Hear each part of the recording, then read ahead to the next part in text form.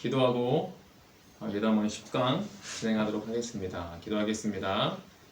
사랑과 은혜의 하나님 감사합니다. 오늘도 주님의 은혜가 가득 넘칠 수 있게 하셔서 감사하고, 또한 이렇게 함께 말씀을 나눌 수 있게 하셔서, 또한 신약 성경을 함께 나눌 수 있게 하셔서 참 감사합니다.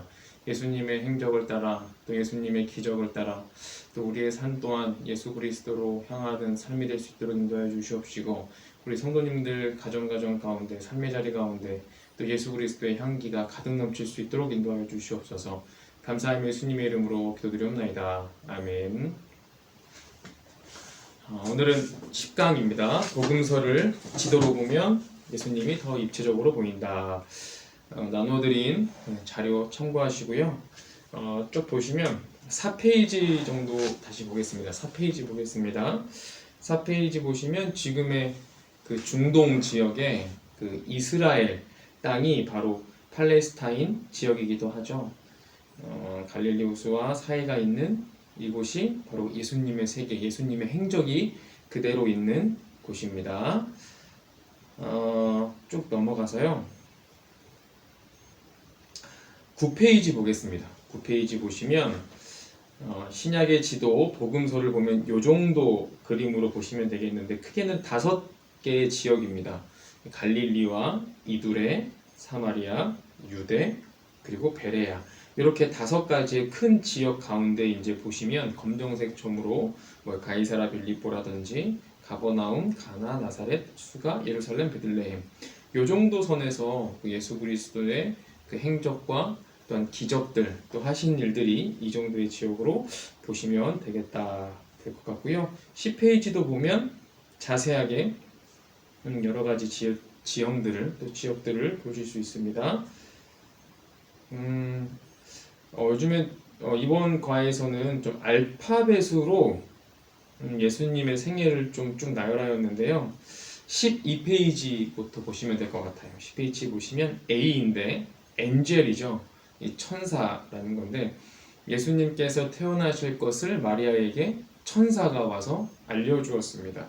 이 탄생의 전달자이고 또 메신저의 역할을 하고 있습니다. 주님의 사자라고 표현하고 있는데, 동정녀 마리아에게 천사가 와서 임마누엘이라 하라라고 이야기를 해주었습니다.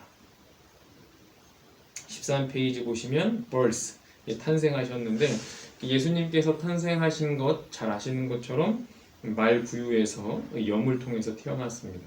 좋은 환경은 아니었습니다. 낮은 곳에서 가장 작게, 그리고 연약한 모습으로 태어나셨습니다. 14페이지 보시면 C, 카펜터, 목수였는데요. 예수님은 성장하면서 청년으로 목수 일을 감당하였습니다. 이것은 누가복음에 기록되어져 있는데요.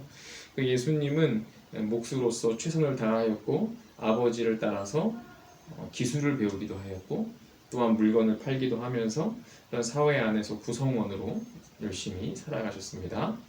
15페이지 보시면 D입니다. 도구, 비둘기인데요. 성경에서 비둘기는 성령을 상징합니다. 예수님께서 세례 요한에게 세례를 받을 때에 이런 이야기가 있어요. 소리와, 그리고 하늘에서 어떤 소리가 들렸고, 하늘에서 어떤 모양이 있었고, 세례를 받으실 때에 비둘기의 형상으로 성령께서 함께 하셨다라고 기록하는데요. 예수님께서 요단강에서 세례를 받으실 때 비둘기의 모양으로 성령께서 함께 하셨다. 자, 16페이지 보시면 이죠, enemy, 원수라는 겁니다.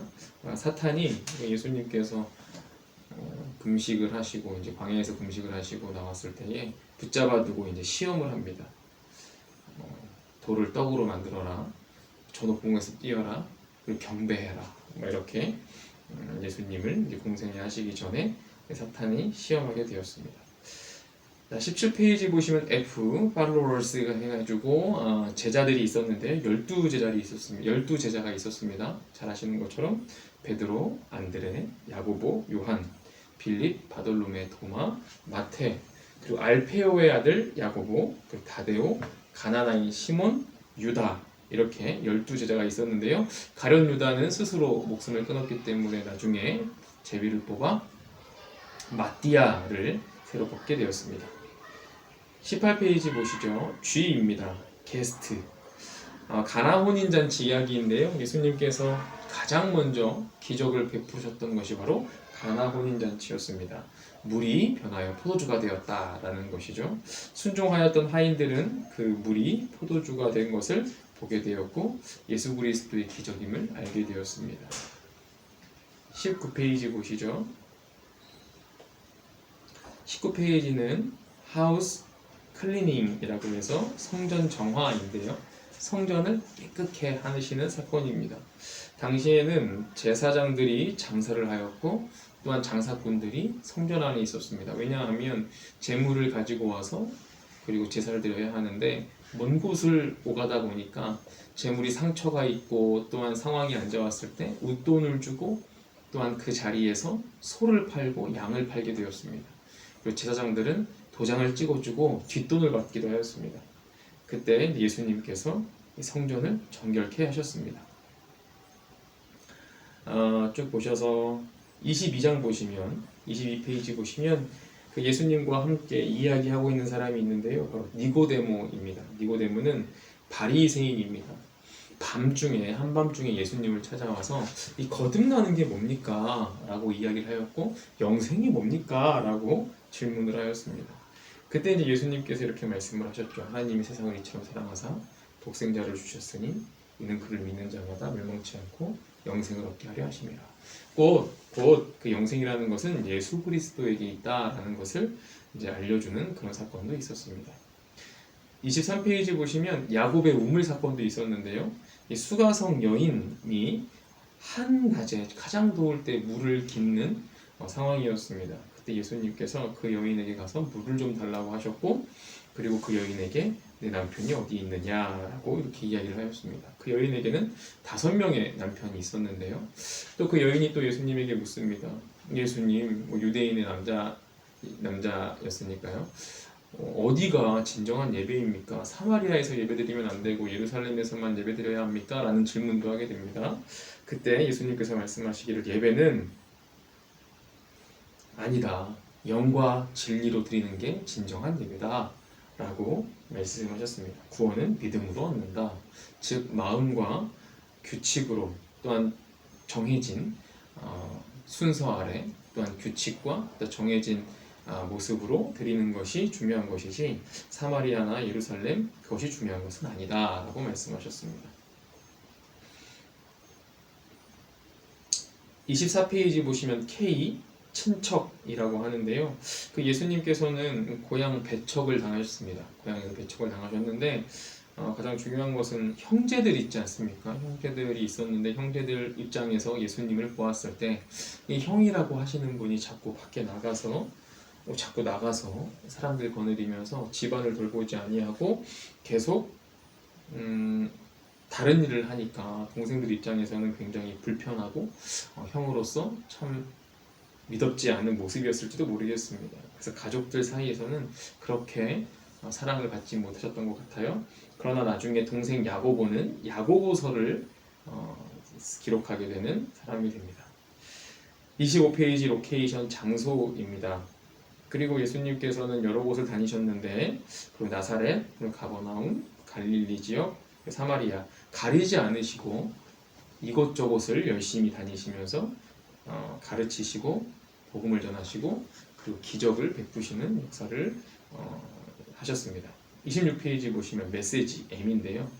가장 중요한 것은 이제 산상수훈이라고 해서 팔복 말씀도 있고요.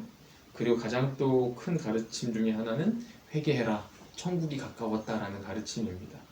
그래서 예수님의 가르침은 언제 어디서나 우리에게 있고 또한 지금 또한 우리에게 가르쳐 주시고 그 복음서를 통해서 예수님의 그 가장 핵심적인 말씀들이 가장 가까이에 있다, 가장 많이 담겨 있다라고 할 수 있을 것 같습니다. 27페이지 보시면 서기관과 바리새인 그리고 예수님을 이렇게 나누어서 설명해 놓은 것이 있는데요. 한번 읽어보시면 좋겠습니다. 28페이지입니다. 네이처, 자연인데요. 기적을 이야기하는 것 같아요. 왜냐하면 예수님께서 창조주이심에도 똑같기 때문에 예수님께서도 창조주이시기 때문에 기적을 통해서 많은 기적들을 이렇게 보이셨습니다. 이 자연이라는 것이 스스로 있다라는 거 아니겠습니까? 스스로 있는 그런 모습들인데 그것이 바로 예수 그리스도고 예수 그리스도께서는 기적을 통해서 모든 것을 말씀하셨다라는 걸 알 수 있겠는데요. 이 그림을 보시면 오병이어 사건입니다. 창조주 되신 하나님의 모습을 볼 수 있는 사건이 바로 오병이어의 사건이었는데요. 그것은 이 자연을 다스리시고 모든 것을 총괄하시고 모든 것을 창조하셨던 하나님의 능력이 예수 그리스도에게 있었다라는 것을 보여줍니다. 그리고 29페이지 보시면 어퍼짓 해가지고 반대라는 사람이 있었는데 예수님을 반대했던 사람들이 굉장히 많았죠. 제사장들, 바리새인, 사두개인, 서기관, 배척자들. 그 사람들로 인해서 예수님께서는 결국에 죽음을 맞이하셨고 그들 때문에 참 어려우셨지만 그들로 인하여 십자가까지 가시게 되는 일들을 경험하게 되셨습니다. 30페이지 보시면 이제 비유를 많이 말씀하셨는데 예수님께서 쓰셨던 가장 큰 기술 중에 하나가 비유의 기술입니다. 지금 담임 목사님께서도 예수님의 비유를 쭉 설교해 가시고 있는데요. 어떤 마음이냐, 너의 마음이 어떤 마음이냐라고 했을 때 길가냐, 돌밭과 같은 마음이냐, 가시떨기냐, 좋은 땅이냐, 너의 마음이 어떠냐에 따라서 그 말씀이 심겨질 때 열매가 맺거나 아니면 그냥 없어질 것이다 라는 비유, 굉장히 많은 비유를 통해서 예수님께서는 말씀하시고 가르치셨습니다. 31페이지 퀘스천, 질문을 많이 하셨는데 가장 큰 질문, 너희는 나를 누구라 하느냐 라는 질문이었죠. 예수님께서는 그 질문을 참 잘 사용하셨습니다. 하나님께서도 숨어 있었던 아담에게 내가 어디 있느냐 라는 질문을 하셨습니다. 그것은 그냥 예수님께서 잘 모르셔서 또 우리 주님께서 모르셔서 하신 질문이 아니라 스스로 깨닫게 하시기 위한 것이었고 스스로 알게 하시기 위한 일들이었습니다. 질문의 효과는 스스로를 알게 되고 스스로 자신을 알게 되며 정말 내가 예수님을 누구라고 말하는지 다시 한번 더 생각하게 하는 그런 질문들이었습니다. 32페이지인데요. 레벨레이션 해가지고 계시인데요. 그 변화산 사건 보시면 예수님께서 영광의 모습으로 이 땅에 오신 것처럼 보였잖아요. 그것은 예수님께서 이 땅에 다시 오실 것, 부활하실 것에 대한 계시입니다. 그것을 보여주었습니다. 33페이지 보시면 스토닝 해서 이제 돌로 쳤다라는 것인데 대적자들이 이제 공격을 하기 시작했다라는 것을 말해주고 있어요. 34페이지 보시면 T인데요. 툼브에서 무덤인데요. 이 죽은 나사로를 다시 살리시는 그런 기적들도 있었습니다.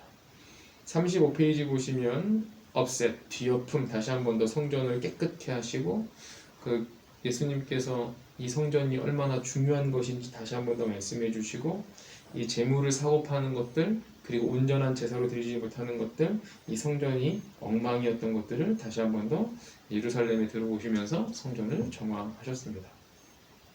36페이지 보시면 V에서 비전, 미래에 나타날 일들에 대해서 미래 예언을 하시는데요. 마지막 때는 어떨 것이다. 마지막 때는 이럴 것이다. 라는 것을 또 비유를 통해서 말씀하시기도 하였습니다. 37페이지 보시면 W에서 워싱, 씻음인데요. 예수님께서 이제 마지막 최후의 만찬을 하실 때에 제자들이 싸웠습니다. 네가 크냐, 내가 크냐 이런 이야기도 하였고요. 예수님께서 같이 먹었던 이 사람 중에 나를 배신할 사람이 있을 것이다 라고 했을 때 제자들은 저는 아니지요 라고 이렇게 옥신각신 이야기를 했는데요. 그때 예수님께서 허리에 수건을 두르시고 제자들의 발을 씻기셨습니다. 크고 작음이 중요한 것이 아니라 서로 섬기는 것이 중요하다라는 걸 말씀해 주셨고요. 38번입니다. 결국에는 유대인의 왕이라는 왕 예수라는 편말을 가지고 죽음을 이제 맞이하게 하셨는데요. 자발적인 죽음이었습니다. 구속의 역사 그리고 구속의 역사가 이제 완성되었다라는 사건입니다. 이 십자가의 사건을 통해서 우리는 이제 더 이상 제사를 드리지 않아도 되고 회개로 우리가 다시 한 번 더 우리가 하나님께로 나아갈 수 있는 길이 생긴 사건입니다. 39번, 39페이지 보시면 예수님께서 부활하셨다라는 그림이고요. 40페이지는 시온, 예루살렘 다시 오시겠다라는 약속이 기록되어져 있습니다. 42페이지 보시면 보시죠. 그리스도의 생애에 대해 얼마나 잘 알고 있는가, 알파벳과 그리고 순서에 따라서 이제 배열하였는데요. 보시면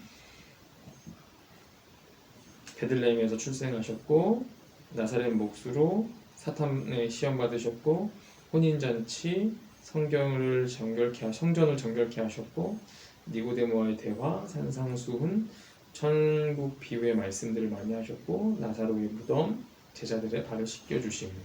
이렇게만 알고 있어도, 이렇게 뼈대를 잡고만 있어도 우리는 예수님에 대한 그 3년의 일생들을 우리가 좀 알 수 있을 것 같습니다. 예수님에 대해서 조금 더 뼈대를 잡아가면서 우리가 이해할 수 있을 것 같아요.